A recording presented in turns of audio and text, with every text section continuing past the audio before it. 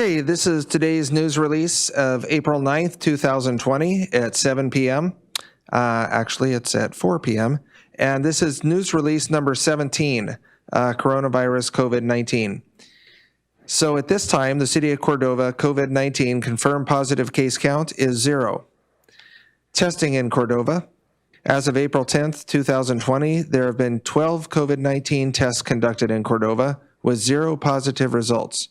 There are currently 2 tests awaiting results. Local healthcare providers have the capability to test approximately 300 people in Cordova at this time.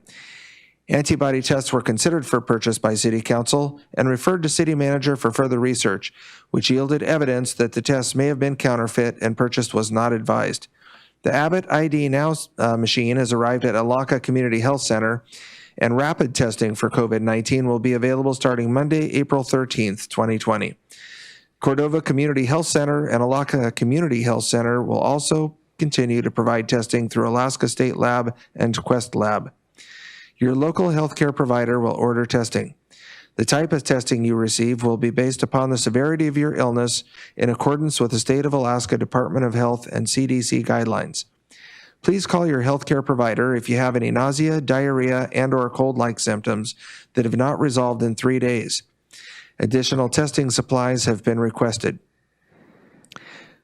Just a clarification on outdoor recreation during quarantine. The City of Cordova's Incident Management Team was recently alerted by the State Emergency Operations Center Public Information Officer to a clarification to State Mandate 10. Per that mandate, which supersedes all municipal mandates, individual 14-day quarantines, including those who have recently traveled, are not allowed to leave their homes for purely outdoor recreational purposes, such as hiking, biking, and hunting, even if the minimum social distance is maintained. This means that if you're currently in a 14-day travel-related quarantine, you're not allowed to leave your home to engage in recreation. You may be outdoors on your own property, but not beyond. You may only leave your designated quarantine location to receive critical medical care. The same exemptions that were already in place for critical infrastructure workers remain. They may travel to and from work and to obtain supplies and materials necessary for their critical infrastructure position, but otherwise must remain under quarantine at their designated quarantine location. This is not a new mandate, but rather a clarification to the existing mandate. All signage and materials are currently being updated by the city's Public Information Officer team. Another clarification on small community travel exemption. During yesterday's state press briefing, Commissioner Crum provided a more comprehensive definition of hub hospital to also include critical access hospitals, sole community hospitals, and acute care hospitals. According to Commissioner Crum, communities with one of those 3 types of hospitals are those are the communities that we want to make sure there is still travel going in and out of. Chief Medical Advisor Ann Zink also commented that from a health perspective, do not believe there is a test-based strategy better than a 14-day quarantine if you're moving from one community to another, and that would apply to a community like Cordova. That's our best strategy to protect communities. Governor Dunleavy also addressed that question, saying that a detailed answer to this question would be provided in the state's press briefing today. Just a little on the use of cloth face coverings in public places, which are highly recommended. On Friday, April 2nd, 2020, the state of Alaska announced a strong recommendation regarding the use of cloth face coverings. Scientific evidence available to date indicates that asymptomatic and pre-symptomatic shedding of the virus that causes COVID-19 is occurring. This heightens the need for community-wide implementation of control measures to prevent the spread of COVID-19 among people who are not experiencing symptoms of illness. The primary ways to do this are through social distancing, frequent hand washing, and disinfecting high-touch surfaces. Another tool that may help to minimize transmission while people are around others outside of their household is the use of face coverings. Because we are experiencing a nationwide shortage of medical supplies, including face masks, we recommend that Alaskans make their own face coverings and wear them in public settings where other social distancing measures are difficult to maintain. Essentially grocery stores, pharmacies, and others, especially in areas of significant community-based transmission. This follows closely recent guidance from the Center for Disease Control, which can be found at www.cdc.gov. There's a longer link there that will be available on the Cordova City's homepage, cityofcordova.net. Just follow the banner and you can reach this and all the previous press announcements and press briefings. The following measures are also highly recommended for all Alaskans. Wear a face cloth covering in public settings where other social distancing measures are difficult to maintain, e.g. grocery stores and pharmacies. Make sure the face covering covers both the nose and mouth. Do not remove the face covering until you return home. When removing the face covering, avoid touching the front of the face covering because it may be contaminated. Remove it by grasping the ear loops, ties, or bands and immediately discard or place in a designated container for laundering. Wash your hands immediately after removing the face covering and before touching anything else. Wash face coverings in a hot, soapy water between uses. Do not wear N95 or surgical masks. These are needed by healthcare workers and first responders. Do not rely on face coverings as a primary way to prevent COVID-19 transmission, and be careful to avoid developing a false sense of security through the use of face coverings. Continue to follow social distancing measures, including maintaining at least 6 feet between yourself and others, staying at home, avoiding touching your face, and washing your hands frequently. For more information and to view the entire State of Alaska Health Alert 10, please visit dhss.alaska.gov. And the full link is on our informational website. For cloth face coverings in Cordova, many individual volunteers have already begun producing homemade cloth masks in Cordova that fit the guidelines above. If you are in need of a cloth face covering, an online sign-up form has been created to request a free cloth mask for your household members or employees at bit.ly/CDV mask sign up. On the form, you will be asked to indicate if your order includes anyone who's a worker of an essential business as listed in Alaska Mandate 10 or anyone who is considered high risk. This fully volunteer effort is accepting donations of heavy-duty cotton or flannel fabric that at least a half yard in size. Please contact Emily Love at area code 503-974-8197 if you're interested in donating to support this effort. That number again, 503-974-8197. The Incident Management Team growth. As this incident devolves and planning progresses, the Cordova COVID-19 Incident Management Team and City of Cordova are exploring avenues and forming teams to expand their efforts. Mike Hicks has decided to stay on as police chief for the City of Cordova beyond May 1st, likely through the summer, to assure stability and support on public safety and law enforcement in Cordova. In addition to his continued role as police chief, he also joins the incident management team as deputy incident commander. One of his first duties in this role has been reaching out to the State Public Safety Commissioner to review plans and guidelines for working on COVID-19 related enforcement in our community. Dr. Hannah Sanders is expanding her incident management team medical advisory team, is appointed Dr. Blackadar as a boots-on-the-ground deputy medical advisor in Cordova.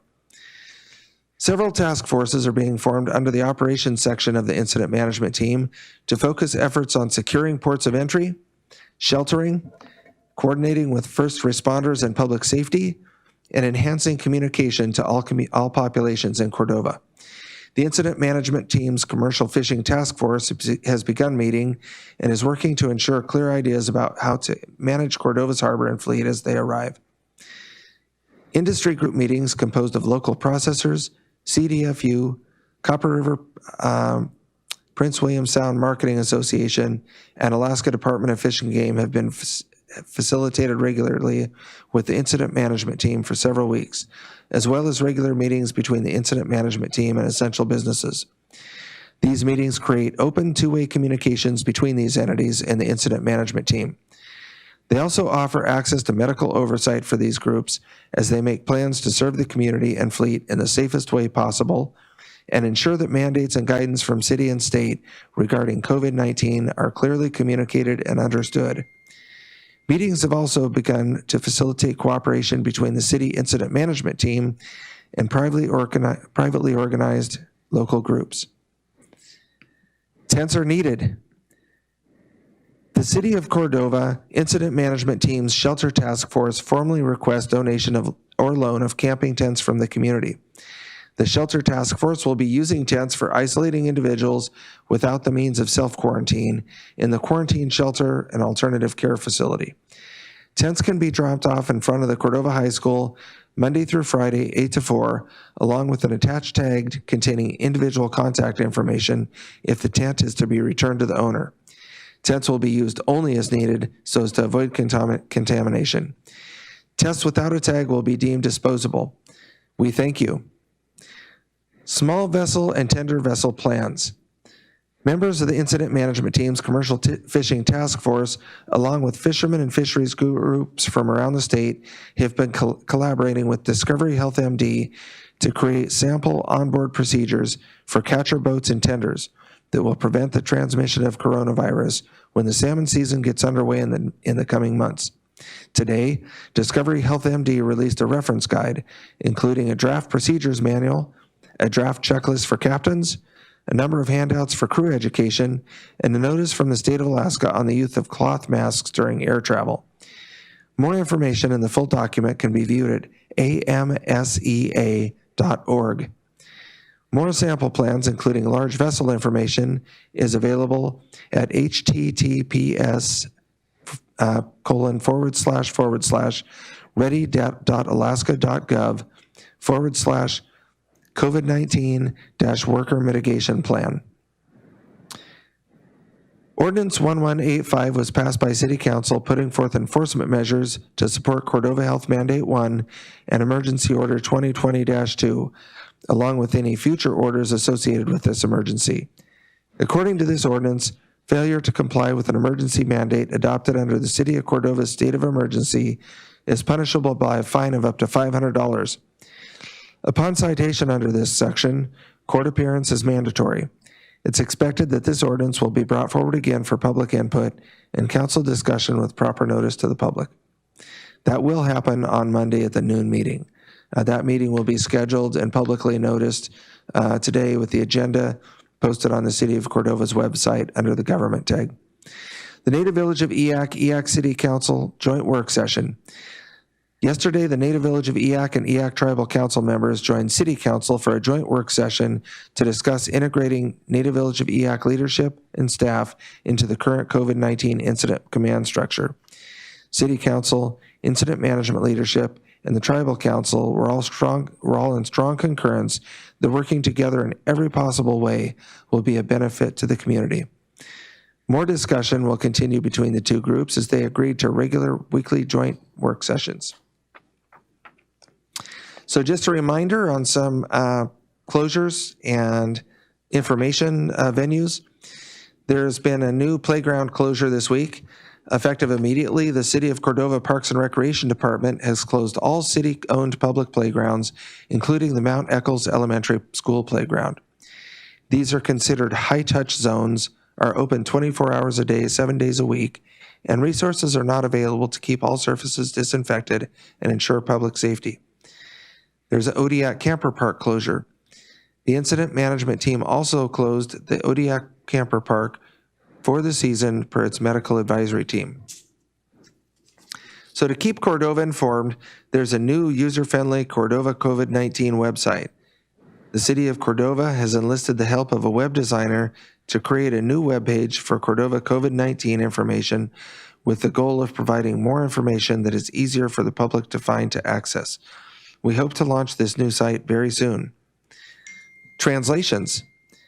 The Cordova IMT Public Information Team has begun efforts to translate all official posted signage and daily releases to both Spanish and Tagalog.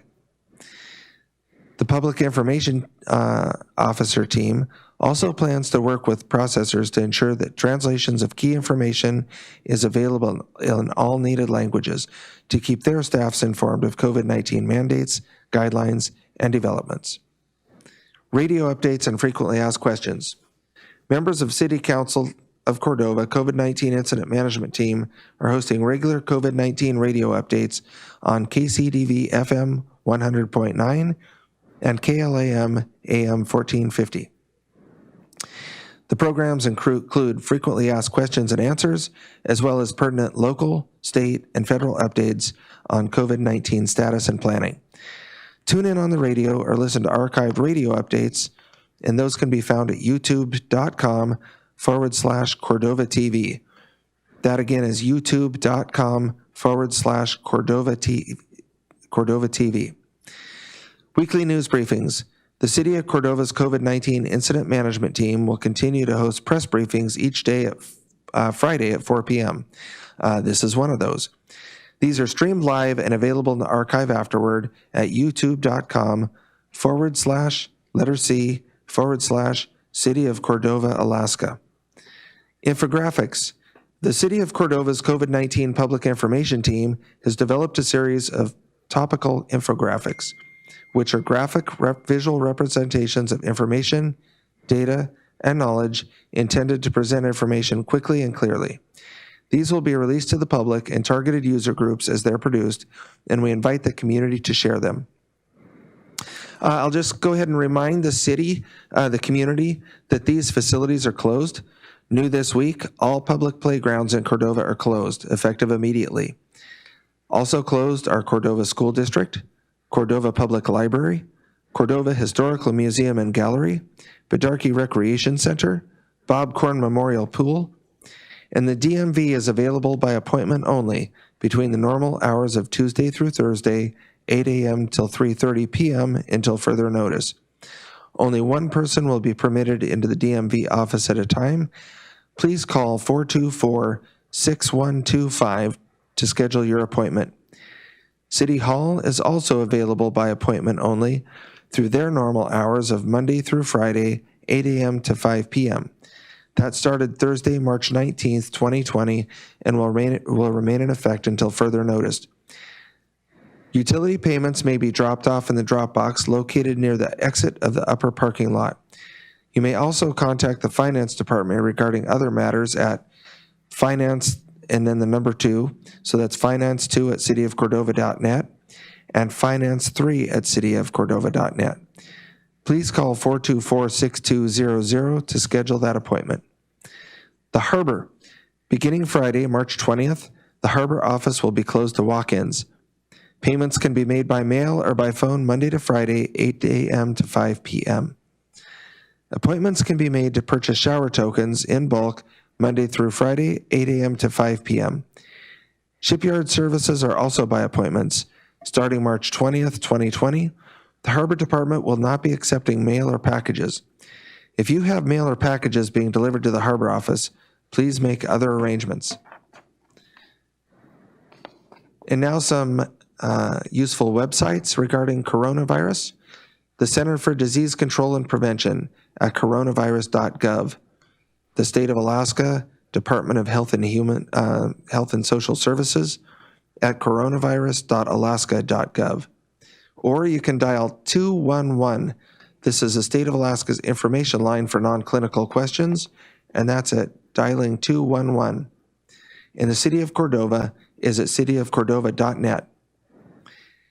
The Incident Management Team, which collaborates with our medical professionals and emergency management teams around the state, feels that the curve has been flatter in Alaska and virus incidence has been fairly low because of the social distancing and other steps that the tribes, governments, businesses, organizations, and individuals have put in place to protect themselves and their communities. We cannot emphasize enough how critical it is to continue these practices.